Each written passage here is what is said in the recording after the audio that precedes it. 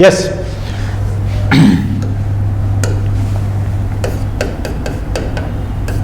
हाँ, एक एग्जाम्पल मैंने लिखा है, चार्ज 3 माइक्रोकूलम एक्सपीरियंस फोर्स दे रखा है अपने को, हाँ 6 I cap plus 9 J cap Newton when placed at a point, पता नहीं कहाँ रखा है लेकिन वो इतना कर रहा है। Find the corresponding electric field, हाँ जी इलेक्ट्रिक फील्ड बताना है।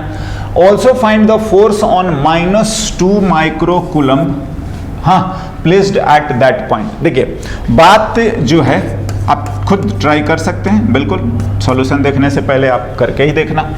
तो अगर मैं Q लिखूं, मेरे को पता ही नहीं है कि क्या है कैसा है, और इसकी वजह से पॉइंट P पर, हाँ वो भी नहीं पता है, बट ये दिया है कि जो चार्ज आपने रखा है 3 माइक्रोकूलम्ब उस पर फोर्स ये बता दिए हैं, और फोर्स ये बता रहे हैं कि what ever this 6I and 9J, तो ये तो आ जाएगा आपका Q इंटू ई ना, हाँ बिल्कुल, क्योंकि हम जानते हैं क्या कि E जो होगा वो F बाई क्या Q। तो देखिए हम नोटेशन को रख के और समझ के बोल रहे हैं कि ऐसा ऐसा है ना, इसके बारे में कुछ भी नहीं बताया गया है। आइए जरा, तो by this way in fact it's a vector relation, तो हम लोग बिल्कुल ऐसा लिख रहे हैं, और इलेक्ट्रिक फील्ड भी आपको वेक्टर फॉर्मेट में आ जाएगा which is F by Q, हाँ और आप लिख लीजिए 6I प्लस 9J बाई 3, तो वॉट एवर दिस 2I और प्लस 3J, हाँ ना। अब बात आता है, ये तो इलेक्ट्रिक फील्ड आ गया, हाँ जी हम लोग इलेक्ट्रिक फील्ड इतना लिख सकते हैं। अब बात आता है कि फिर से वापस से इन्होंने फोर्स पूछ दिए कि वापस से आप जो है फोर्स बता दो कि फोर्स ऑन F2 लिख सकते हो, तो वो Q2 और E तो वही रहेगा। Q2 क्या बोला गया है कि Q2 जो है वो आप इसको हटा के और बोल रहे हैं कि -2 माइक्रोकूलम, कोई दिक्कत नहीं, हाँ तो इसकी वजह से इलेक्ट्रिक फील्ड तो हो गया, इसको हटा दीजिए और दूसरा चार्ज रख लीजिए, तो F2 आपका आ गया एंड दिस इज बिल्कुल -2 जो भी है माइक्रोकूलम, हाँ into E 2I cap and 3J cap, तो ये माइनस तो बाहर ही रख लो, हाँ 4I कैप, और चलिए ऐसे ही लिख देते हैं 6J कैप, हाँ न्यूटन, बिल्कुल है ना। तो कुछ नहीं, सिंपल ऐसा इधर उधर डिवीजन करने वाला बात है, कोई ज़्यादा दिक्कत वाला बात नहीं है ना। और एक सिंपल रिलेशन हम लोगों ने यूज करके इसको ऐसे लिख सकते हैं, राइट, यस। नाउ नेक्स्ट कुछ और एग्जांपल्स देखते हैं।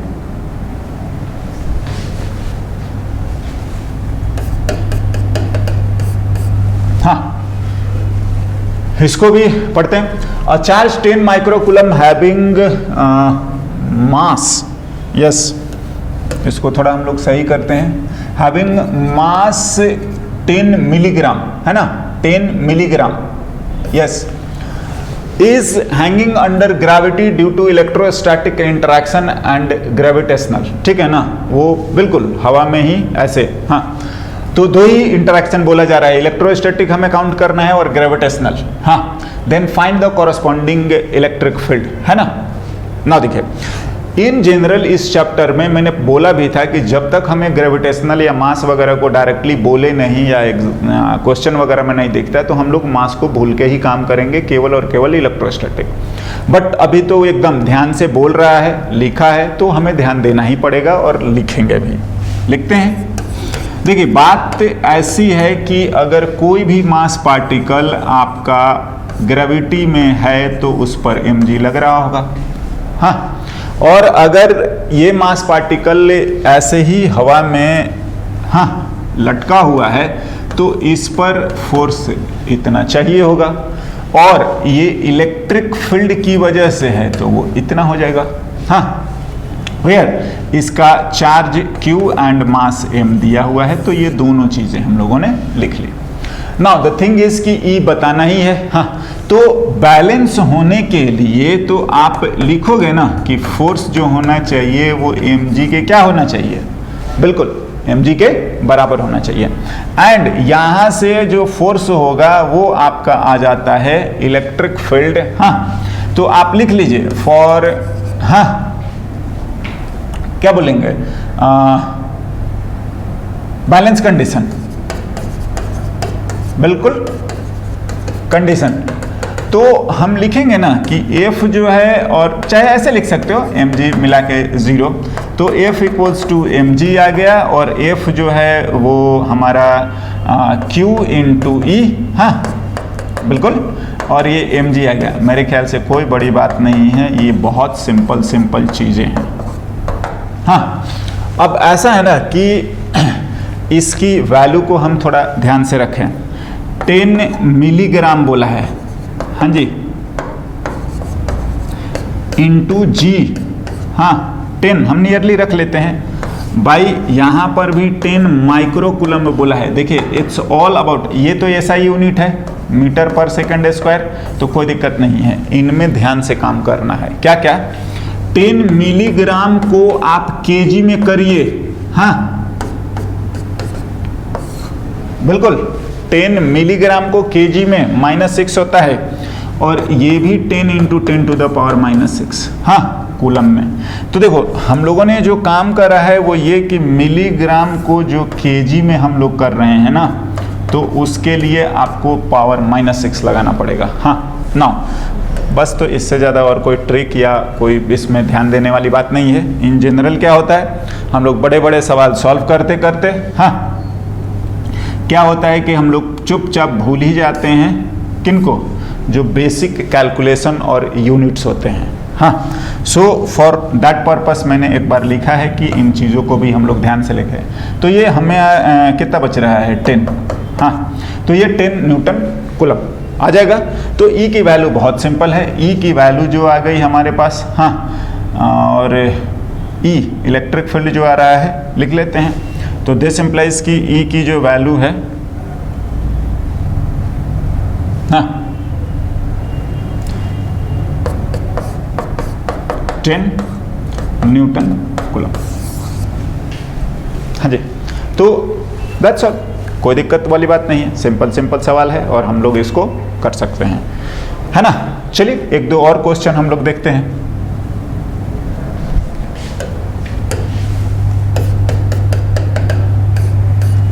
हाँ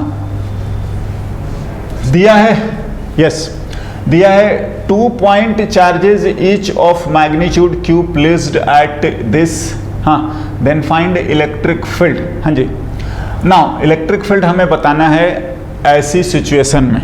हाँ क्या क्या दे रखा है, चलिए थोड़ा लिख के देखते हैं। पहले तो अपने को ऐसा कुछ बोल रहे हैं कि ए एक लोकेशन दिया हुआ है जिसका कोऑर्डिनेट अपने को a,0 है और यहाँ पर चार्ज Q है। एक लोकेशन अपने को और बता दिया जा रहा है b a,0 है और यहाँ पर भी चार्ज Q है ना, Q दोनों जगहों पर। Then find electric field. अब ऐसा है कि आपको कुछ और लोकेशन जो है O, यहाँ पर चार्ज नहीं है लेकिन इलेक्ट्रिक फील्ड बताना है। हाँ कुछ और लोकेशन C, चलिए तो एक एक करके हम लोग बताते हैं कि इलेक्ट्रिक फील्ड O पर कितना होगा। O पर, हाँ इसी तरीके से आपका जो भी C दिया हुआ है y एक्सिस है ना 0,a, हाँ और इसी तरीके से D दिया हुआ है। हम लोग कुछ और लिख लेंगे 1/1 तो हम लोग कर ही रहे हैं, तो D का लिख लेंगे 2a,0। हाँ तो ये बताना है, पहला तो हमारा यही है। तो देखिए अब बात ऐसा है कि चाहे O पर हो, चाहे C पर हो, चाहे D पर हो, इलेक्ट्रिक फील्ड तो हम लोग जब लिखेंगे तो ध्यान से ये इतना ही आने वाला है कि A की वजह से, ध्यान से A की वजह से O पर तो यही आने वाला है, हाँ और B की वजह से, हाँ मैंने बोला है कि आप तो प्लस मानते हुए लिखा करिए। तो ये आएगा तो इनफैक्ट यही, कहीं पर भी हम तो लिखे ही हैं कि इलेक्ट्रिक फील्ड जो है वो अपना सुपरपोजिशन प्रिंसिपल फॉलो करता है।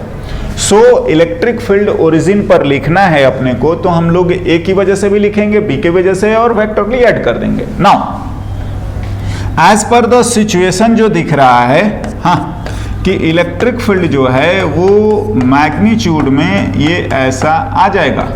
हाँ, और in fact E A and E B जो है वो बराबर हैं। हाँ जी, तो ये मैग्नीट्यूड वाइज बराबर, बहुत सिंपल कि ए क्यू बाई ए स्क्वायर, बिना कैलकुलेशन के भी हम लोग बोल सकते हैं कि आपका ओ पर जो है, हाँ, ओ पर इलेक्ट्रिक फील्ड क्या आएगा, 0।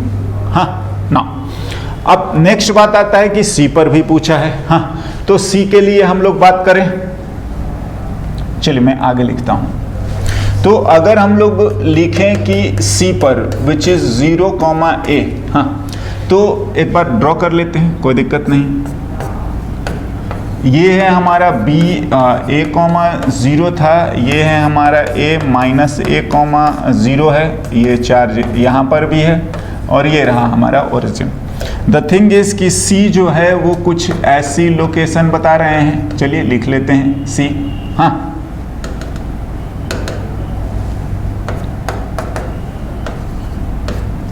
जीरो कॉमा ए,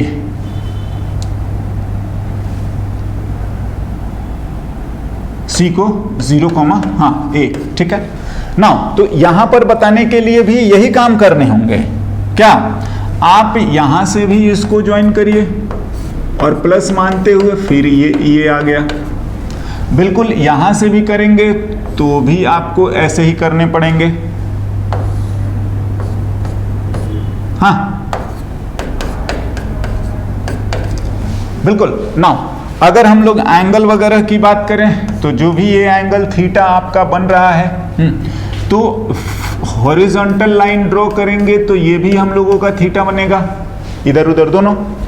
तो देखो अभी भी ई सी जो है वेक्टर सम बिल्कुल हमेशा होता है और होगा ही ना। थोड़ा आप दिमाग लगाइए या हम काम करें तो ये करेंगे कि b का भी कॉस वाला component E B cos theta, और इसका भी ये वाला component E A and cos theta. हाँ हाँ, और ये आपका कैंसिल कर देगा। क्या देखो, ई ए एंड ई बी, यहाँ और यहाँ दोनों को लिखोगे तो ये आता है K q by r square.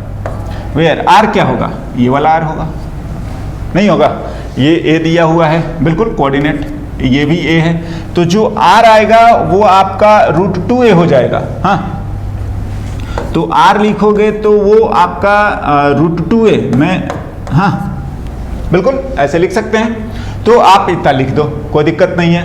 Now the thing is कि ये आपको तो हो गया, हॉरिजॉन्टल कंपोनेंट कैंसिल हो जाएगा, और नेट लिखोगे तो वो इधर आ जाएगा आपका, ये ए का भी साइन थीटा, हाँ, और प्लस तुम्हारा बी का भी साइन थीटा। हाँ, E B and what sine theta.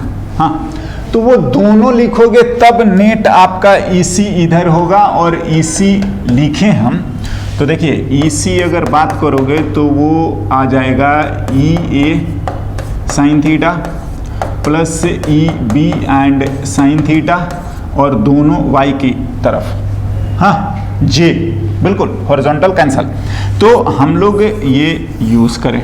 Now यहां से भी पता चल रहा है कि दोनों का मैग्नीट्यूड तो बराबर है, तो वो 2EA एंड साइन थीटा लिख लो। हाँ, थीटा भी तुम्हारा कितना है 45, थीटा 45, बिल्कुल। तो अगर इन चीजों को यूज कर दिया जाए तो ये आ जाएगा अपने को के क्यू और आर स्क्वायर, मतलब √2a का whole square, and sine 45, sine 45 is 1/√2, या एक बार लिख ही लीजिए स्क्वायर साइन 45। तो सिंप्लीफाई कर लो, ये तो एक तो तुम्हारा मेरे ख्याल से ये कैंसिल ही हो रहा है, ये पूरा अंदर, और यहाँ पर √2 और बच जाएगा, तो दिस वैल्यू इज के क्यू बाई ए स्क्वायर तो रहेगा, हाँ ए स्क्वायर रहेगा, 1/√2 और नीचे आ जा रहा है, तो चलिए √2 और लिख लो। This is our electric field at C, है ना। नाउ इस तरीके से अगर हम लोग डी की बात करें तो इसी में मैं लिखता हूं, सही भी रहेगा। यहां पर अगर हमारा डी है, बिल्कुल लोकेशन के हिसाब से ऐसे लिखेंगे हम लोग। हाँ, तो अगर डी की बात करी जाएगी तो डी पर ए की वजह से, ध्यान से प्लस मानते हुए अवे, हाँ, आर की डायरेक्शन में, और बी का भी इसी डायरेक्शन में। यस, सो ई डी जो आएगा वो दोनों ऐड हो रहा है। वैसे तो वेक्टरली हर बार ऐड होता है, लेकिन उसको वेक्टर लिखते लिखते कुछ कैंसिल और कुछ ये जो है हमारा केवल और केवल इन वाई है। हाँ, बिल्कुल, तो ऐसा है ना। एनीवे, सो डी के लिए अगर हम लोग लिखेंगे तो क्या आ जाएगा, ई डी, नो डाउट ये आएगा ई ए। हमने तो बोला ही कि सारे इलेक्ट्रिक फील्ड आपका वेक्टर सम होता है, तो ये आ रहा है। बिल्कुल, अगर आप ऐसे मैग्नीट्यूड भी लिखोगे तो ये सब एक ही डायरेक्शन में है। के क्यू, ध्यान देना, यहाँ से डिस्टेंस 3a है और यहाँ से डिस्टेंस आपका a है। हाँ, देखिए, अगर हम लोग लिख रहे हैं कि a से डिस्टेंस, तो इसका कोऑर्डिनेट 2a है, यहाँ से डिस्टेंस तो ये 3a हो जाएगा। हाँ, बिल्कुल, यहाँ से ये पूरा डिस्टेंस आपका 3a आएगा। आई होप कोई दिक्कत नहीं होनी चाहिए। और फिर ये वाला हमारा a ही है। हाँ, तो ये हमने यूज़ करे हैं, right. And it's a matter of simplification only. ऐसा हम लोग लिख सकते हैं 1/9 + 1 and this is 10/9 KQ/A²,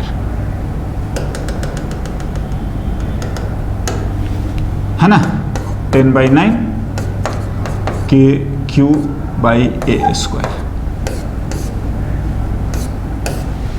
yes, तो देखिए ये तो कैलकुलेशन जो भी है 9, 10 whatever, but the thing is कि आप सिंपल वेक्टर सम हमेशा लिखिए, आ जाएगा। और वेक्टर हमें बहुत ज़्यादा समस्या नहीं करेगा। अरे आई जे के ज़्यादा होता है तो करना होता है, और सिमेट्रिकली आपको सॉर्ट आउट हो जाता है। यस, नाउ चलिए एक दो और क्वेश्चन हम लोग देखते हैं। हाँ,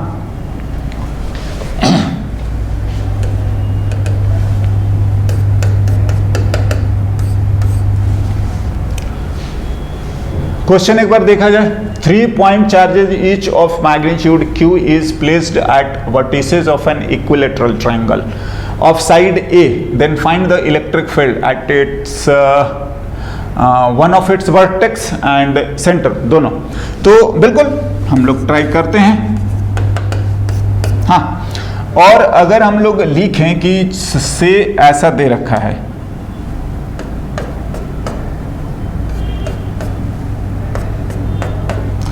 चलो A B C Q Q Q, तो मैं अगर लिखूं कि B पर ही निकाल लेते हैं तो E B ही लिखते हैं। तो अगर आप B पर जाएंगे तो एक तो C की वजह से इधर, हाँ, और एक A की वजह से इधर, बिल्कुल दोनों वेक्टर, और दोनों आएंगे एंगल 60 डिग्री। हाँ, लिख सकते हैं। तो अगर लिखेंगे तो बात तो बिल्कुल सही है कि आएगा तो ई ए और ई सी जो भी है उनका वेक्टर सम ही। हाँ जी, और आप मैग्नीट्यूड वाइज देख सकते हैं क्या, फॉर बी जो हम लोग लिख रहे हैं वहां पर ई ए और ई बी दोनों का मैग्नीट्यूड आएगा सेम। डायरेक्शन चाहे जो भी हो, KQ/A² ही होना है। चलिए मैं जो भी E मानना है तो E मान लेता हूँ। हाँ, तो ये जो दिया है, हाँ, इन दोनों का वेक्टर सम लिखना है। हाँ, और ऐसा है कि उनके बीच का एंगल 60 डिग्री है। तो हम लोगों को जब वेक्टर सम लिखना होगा तो EB हम लोग इस तरीके से नहीं लिख लेंगे कि जो आएगा EB वो EA² प्लस ई सी का square plus 2EA EC cos 60 degree. हाँ, इस तरीके से। तो ऐसा हमें वेक्टर सम लिखना है ना। ये सब बराबर हैं तो ये भी E, ये भी ये 60, तो ये बहुत सिंपल वे में आ जाएगा। मैं एक बार यहां लिखता हूं, and by this way EB is E, हाँ, और ये भी 1/2, तो ये आ गया 3EA स्क्वायर, ये आ गया √3E, बिल्कुल √3KQ/A square. This is the answer at B। Yes, तो B का आंसर हम लोग किसी पॉइंट पर बहुत आसानी से और इतना लिखा जा सकता है, कोई दिक्कत वाली बात नहीं है, राइट। नाउ एक बार अगर ध्यान दोगे तो देखो, जो ये आ रहा है नो डाउट उन दोनों का रिजल्टेंट है, और नेट आपका इन दोनों के जो भी है ये आएगा what ever this EB। Yes, दोनों का रिजल्टेंट है ना। तो इस तरीके से आ जाएगा, कोई दिक्कत वाली बात नहीं है। वेक्टर फॉर्मेट में लिख के कर देना है। पहला जो हमारे पास आ रहा था कुछ तो सिमेट्रिकली कैंसिल हो जा रहा था, कुछ एक डायरेक्शन में था, है ना। अब ये सम सर्टेन एंगल पर, और कोई दिक्कत नहीं है, only matter of vector addition है। नेक्स्ट, अगर अपने से बोला जा रहा है कि इसके सेंटर, चलिए तो ये चीज है, हाँ, फिर B का लिखोगे तो भी ये आएगा, हाँ, और फिर हम लोग C का लिखेंगे तो भी ये आएगा, हाँ, और हम लोग ये भी समझ रहे हैं कि इनकी जो डिस्टेंसेस हैं वो तो आपका ये भी R है, ये भी R है, ये भी R है, हाँ। तो मैग्नीट्यूड वाइज तो इस बार भी B, C और A सब बराबर आने वाले हैं। क्या बोल रहे हैं, अगर हम लोग लिखें कि फॉर O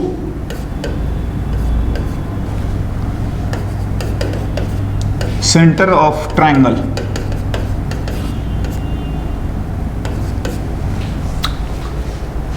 तो ऐसा है EO जो आएगा वो बिल्कुल सभी की वजह से वेक्टर फॉर्म आएगा, सॉरी वेक्टर एडिशन ही आएगा। C, हाँ, और अगर हम लोग देखेंगे तो मैग्नीट्यूड वाइज तीनों बराबर हैं। इसके साथ साथ क्या हो रहा है कि ये O पर जो है 3 इक्वल वेक्टर और वो 120 पर है। हाँ जी, बिल्कुल, आप चाहें तो इसको E मान लीजिए, और इनके बीच का जो एंगल दे रखा है वो 120, हाँ। तो ऐसे 3 वेक्टर इक्वल वेक्टर 120 पे मिला के नेट क्या 0। नहीं तो जिनको ज़्यादा दिक्कत लगेगा तो आप एक काम कर लेना, जो भी तुम्हारा ABCD लिख रखे हैं, हाँ, ABC, आप इनके कंपोनेंट कर देना हॉरिजॉन्टल और वर्टिकल, ये लीजिए, है ना, वर्टिकल दोनों जोड़ के देख लीजिएगा, आपको 0 आ जाएगा। वैसे ये बहुत स्टैंडर्ड रिजल्ट है कि 3 इक्वल वेक्टर जो हैं ऐसे रहेंगे तो आपको रिजल्टेंट 0 आएगा, हाँ। तो ये वेक्टर का ही रिजल्ट है, नहीं है तो I और J करके भी आप लिख दोगे तो भी वो 0 आएगा। बाई सिमेट्री तो किसी के भी सेंटर पर 0 आ जाएगा, हाँ, इक्वल रहे तो। नाउ नेक्स्ट एक दो और हम लोग देखते हैं, ठीक है ना।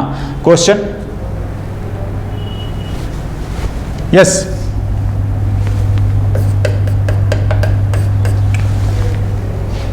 फाइव पॉइंट चार्जेस है ना, placed at vertices of a regular hexagon of side A, then find electric field at the centre of. देखिए बात ऐसा है कि हेक्सागन के आपके सारे साइड पर नहीं बोल रहे हैं, इन्होंने बताया ये है कि हम लोगों ने 5 ही साइड वर्टेक्स पे रख रखा है, हाँ।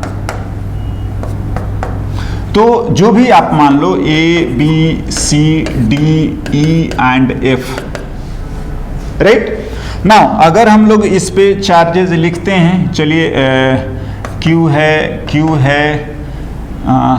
किसी एक पे छोड़ देते हैं, Q है और यहाँ पर भी Q है, C पर नहीं, हाँ C पर नहीं है। तो C पर नहीं है तो हमें बताना है कि आप O पर बताओ, O पर बताओ। तो O पर इलेक्ट्रिक फील्ड जो हम लोग लिख रहे हैं, हाँ इलेक्ट्रिक फील्ड O पर, तो देखिए अगर आपको इलेक्ट्रिक फील्ड O पर बोल रहा है तो नो डाउट हमें सभी का वेक्टर सम लिखना है, सभी का। तो आप लिखोगे तो A, B, C सब आ जाएगा, मतलब EA plus EB plus EC फिलहाल है नहीं लेकिन मैं लिखता हूं, हाँ, plus ED plus EF EE, हाँ नोटेशन है, एंड EF। तो देखो अगर बाय द वे इस पर भी होता, अगर यहां पर भी होता, अगर ये होता, हाँ, तो आपका नेट जीरो हो जाता, बिल्कुल नेट जीरो हो जाता। और इसी तरीके से आप लिख दो कि ये तो जीरो है, हाँ, फॉर ऑल। नाउ अब बात आती है कि इसके अकॉर्डिंग अगर आप लिखेंगे कि हमें जो चाहिए EA plus EB plus EC नहीं, D प्लस EE और प्लस EF, इतने ही चाहिए फिलहाल। तो ये तो माइनस EC के बराबर है और यही फिलहाल आपका है, हाँ, ये तो टोटल होता तो जीरो हो जाता, तो है तो इतना ही। तो आप इससे लिखोगे तो ये इसके माइनस के बराबर आएगा और यही आपका जो है इलेक्ट्रिक फील्ड आएगा पूरे का मिला के। देखिए बात ऐसा है ना कि मेरा बताने का जो पर्पस है वो ये कि हम 5 गो को नहीं कैलकुलेट करेंगे, हम केवल और केवल जो करेंगे वो C की वजह से करेंगे और ये बहुत सिंपल आएगा, बहुत आसान है। रेगुलर हेक्सागन साइड A है तो ये भी कितना आता है A, इसका माइनस, मतलब अगर आप लिखोगे कि इस पूरे की वजह से तो वो ये आ जाएगा और हमें आसानी से समझ में भी आना चाहिए इन दिस सिचुएशन, है ना। 5 चीज पे रखा है, सारे पे रखते तो जीरो, सिमेट्री जस्ट पहले हम लोगों ने बात भी करी थी। तो एनीवे EC लिख दीजिए और वो आपका आंसर है। मैं यहीं लिख दूं, चलिए मैं यहीं लिख देता हूं इसका KQ/A²। हाँ, और जो डायरेक्शन है वो तो आप समझ सकते हो कि नहीं क्या, वो तो C का कहीं भी लोकेशन लिखेंगे तो उसके अकॉर्डिंग आ जाएगा। हाँ ध्यान से, ये C के ऑपोजिट आएगा पूरा, क्योंकि C होगा तो आपको नेट मिला के जीरो कर देगा, है ना।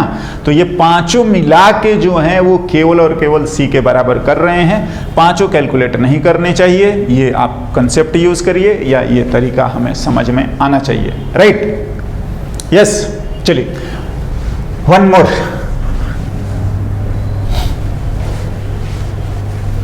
Sorry, next,